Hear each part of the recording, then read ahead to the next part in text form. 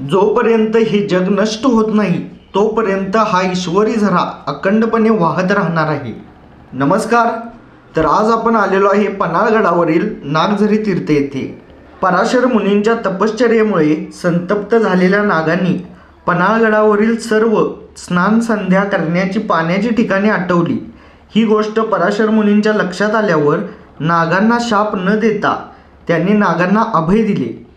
त्यामुळे नागांनी पाताळगंगा नदीचा एक झरा पराशरांना दान म्हणून दिला। तेच हे नागझरी तीर्थ आणि यामुळेच 32 शिराळा येथे नागपंचमी उत्सव साजरा होतो। इथे आल्यावर आपल्याला मोगलकालीन अरबी शिलालेख पाहायला मिळतो। या शिलालेखाचा आशय असा आहे की जोपर्यंत हे जग नष्ट होत नाही तोपर्यंत हा झरा अखंडपणे वाहत राहील। पन्हाळगड हा समुद्र सपाटीपासून 3000 फुटांपेक्षा जास्त उंचीवर आहे, तरी सुद्धा इथे 12 महिने अखंडपणे पाणी वाहत असते।